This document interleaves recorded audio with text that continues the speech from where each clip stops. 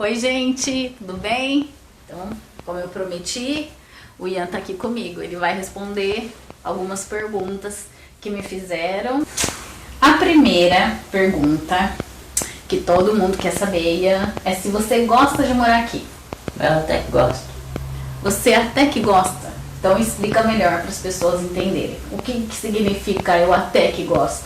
É que, digamos que as pessoas até que são boas, mas algumas também são preconceituosas, racistas, esse é o problema. Mas o clima também é confuso.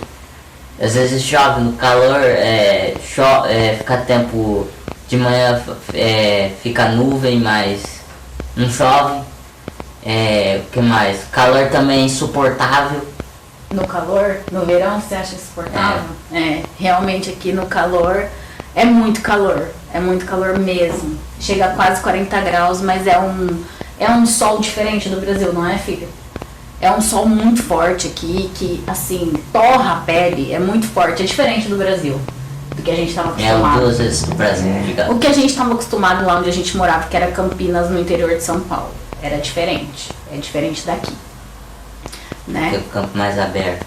E assim, com relação ao preconceito, teve algum problema na escola? Você teve algum problema aqui na escola com relação a preconceito?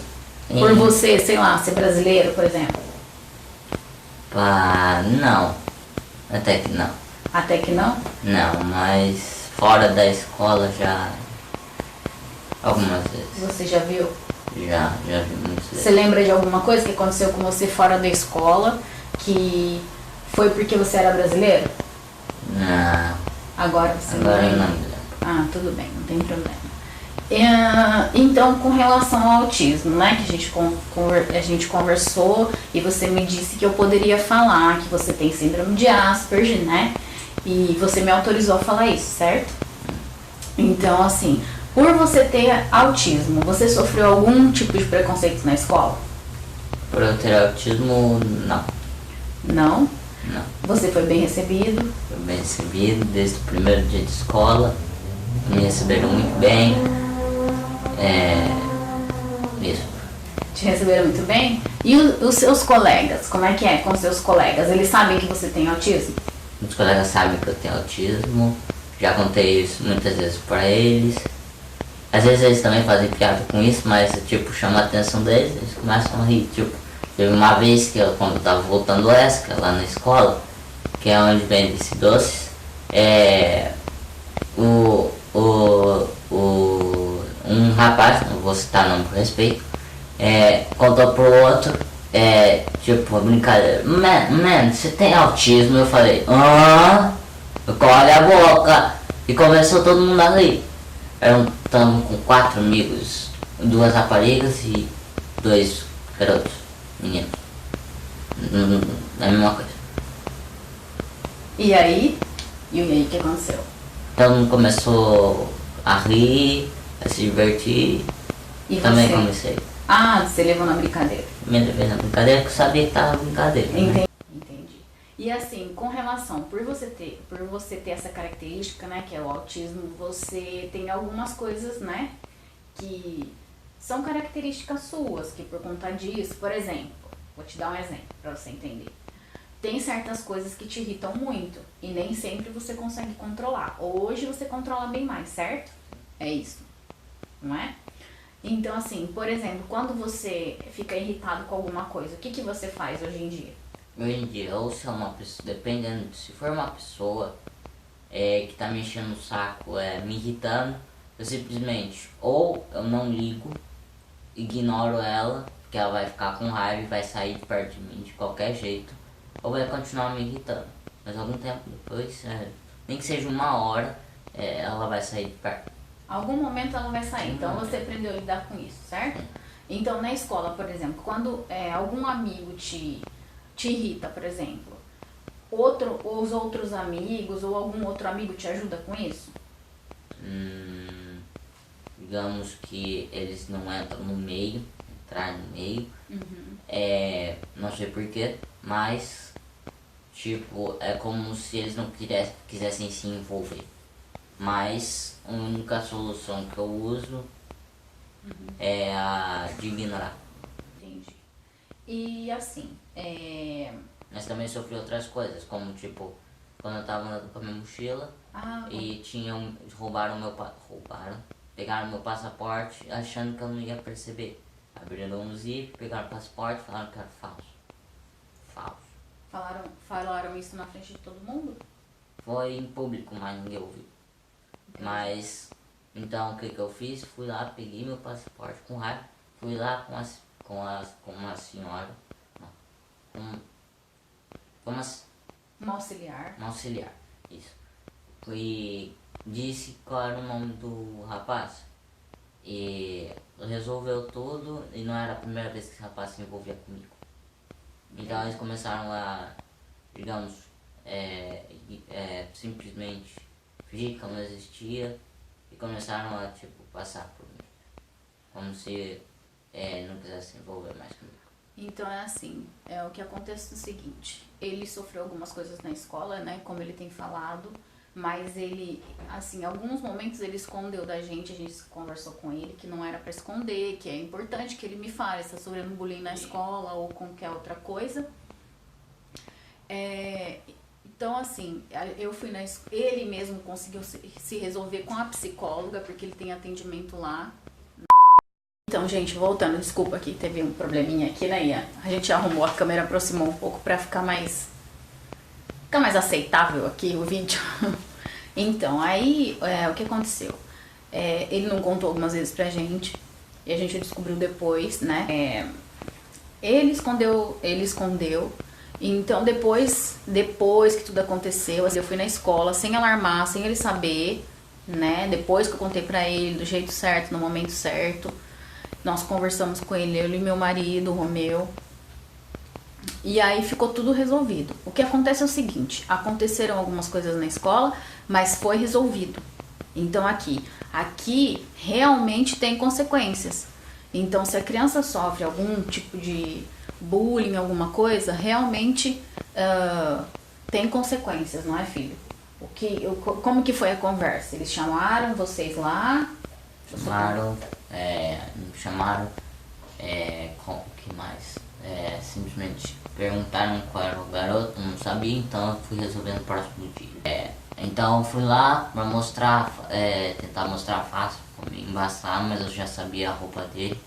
Ele era do 9º ano, mas ficava com os rapazes do 10º. Enfim, vocês foram chamados? Chamou eu. E os meninos? Chamou eu e foram ver no carômetro? Um carômetro, né? Uhum. Pra eu falar com qual. Eu não sabia muito a face dele, mas não sabia o nome, mas era do grupo de um outro garoto que também me encheu o saco. E era do 9º ano. E aí o que aconteceu? A conversa? Foi a auxiliar que resolveu? Ou foi alguém à direção? Resolveu, depois pronto.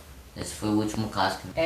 E aí não aconteceu mais nada. Só depois, um pouco depois, aconteceu mais algumas coisinhas, mas assim, nada sério e tudo foi resolvido. E a escola realmente é bem efetiva, eu vou lá logo e também já converso. Ô filho, então, eu quero saber agora, né, como é que foi a recepção dos professores com você? Eles te receberam bem? Me receberam bem. Por sorte minha, eu consegui chegar na aula de geografia, que o professor era o DT, o diretor de turma do ano passado, e continuou sendo nesse 8º ano. Uhum. E como que foi, assim, o que eles faziam? Eles conversavam com você? Eles tinham noção que você não sabia das disciplinas ou eles exigiam de você do mesmo jeito? Não, eles não exigiam nada, tipo, professores diziam, você não precisa se preocupar com a lição de casa, porque você chegou, trabalho você também não precisa fazer, você pode tentar, mas não se preocupe, isso não vai ser avaliado, porque você chegou agora, eu tinha chegado no final do 2º período e estava entrando pro 3º. O Ian, ele entrou no final de março, começo de abril, E aí ele teve 15 dias de férias de Páscoa. Então eu estudei com ele, né, filho? Nós estudamos, pegamos os livros, né? E nós estudamos juntos. Então isso, assim, ajudou ele muito, né? Mas mesmo os professores falando isso pra ele, né? Eu e ele, nós estudamos e levamos assim como se ele teve empenho mesmo. A gente ficou empenhado naquilo pra ver se... Porque o professor tinha falado antes dele começar as aulas pra mim, numa reunião, que ele poderia ir pro oitavo se ele se empenhasse. Então, se os professores vissem que ele tinha se empenhado e que ele estava interessado e que eles vissem que ele tinha capacidade para ir para o oitavo ano, ele não precisaria ir para outra sala. O professor manteria ele na mesma sala do sétimo ano, que era a turma que daí iria para o oitavo, né? Que foi o que aconteceu. Então, filho, eles te receberam bem e aí você começou logo depois a fazer prova, certo? Logo depois que você entrou, você começou a fazer prova, certo? Não foi assim? E como que você saiu nas provas? A maioria das provas até que me saí bem, as únicas que eu fui mal no sétimo ano foi português, que até o DT disse, é uma das matérias mais difíceis. Mas por sorte nesse oitavo ano eu consegui recuperar essa nota, que foi subir de insuficiente, que é o 2, mas que no Brasil seria um B. Eu recuperei para 3, seria o C no Brasil. Insuficiente. O que aconteceu foi o seguinte, aqui em Portugal, as crianças eles falam transitar, eles podem passar de ano com negativas. Negativas é o quê? Eles podem ter reprovado, é como se fosse até o num oitavo curso. ano. Sim, até o oitavo ano eles podem, por aí, exemplo, a escola arranja um jeito, digamos assim. A escola arranja um jeito de passar esse aluno, pegando as 3 coisas que foi bem, passando pro próximo. Eles só podem fazer isso até o nono. Eles passam por conselho, foi isso que o professor me explicou na última reunião de pais, que foi a semana passada. Eles passam por conselho. Então, por exemplo, tem crianças na sala do Ian que passaram com 6 negativas, eles têm 12 matérias. Então, aqui em Portugal é permitido. Então, o Ian, do 7º pro 8º, ele só ficou com negativa em português, né? Mas, assim, os professores ponderaram porque é um português muito diferente. Embora seja... português, a língua seja a língua portuguesa, ela é diferente. Então, para ele se adaptar a tudo assim, em tão pouco tempo, com, sei lá, poucos meses de aula, eles ponderaram isso. E aí os professores foram unânimes, até a própria professora de português votou a favor dele fazer as provas extraordinárias. Filho, conta um pouquinho para as pessoas, para elas saberem. Eu já expliquei o que é prova extraordinária, que são aquelas provas que foi para você transitar para casos especiais, né, que permite, mesmo o aluno não cursando o ano todo, né, fazendo uma parte do ano, ele pode transitar para outra série, pode passar para outra série, né? Então conta um pouquinho como é que foi sua prova. Digamos assim, as provas elas começavam em um dia e terminavam em outro, sim. Mas elas eram 2 provas por dia. Era uma na manhã e outra à tarde. Ah, que legal. Não lembrava disso. Eu não lembrava. E acho que de manhã era 1h30 de prova. E à tarde. Então assim. E à tarde. Então assim, as provas eram a duração de 1h30. É isso? De manhã e 1h30 à tarde. Sim. E você teve... Como que foi assim a prova? Você fez com outros alunos? Ou só tinha você? Até pelo menos até algumas eu tive. Sozinho? Mas não, eu tive junto com outra menina que também chegou. Mas ela já estava no 10º. Então eu fiz com ela algumas provas. As 2 primeiras eu não fiz. Aí o resto eu fiz.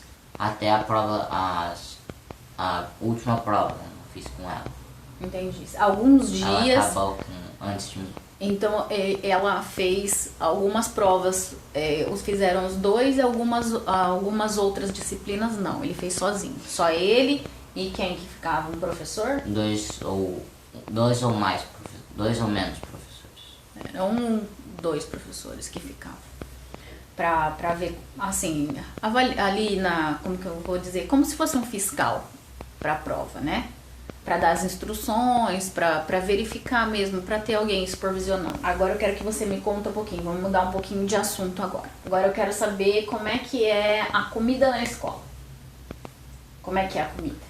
Assim, a comida na escola é tipo preparada por alunos que já são, digamos, formados na culinária. Também não é só nessa comida, às vezes também podem haver mesas com doces na escola. Poucas vezes, tipo no final desse ano, oitavo desse ano, a gente já teve. Não sei quanto é que custa, mas deve ser bom.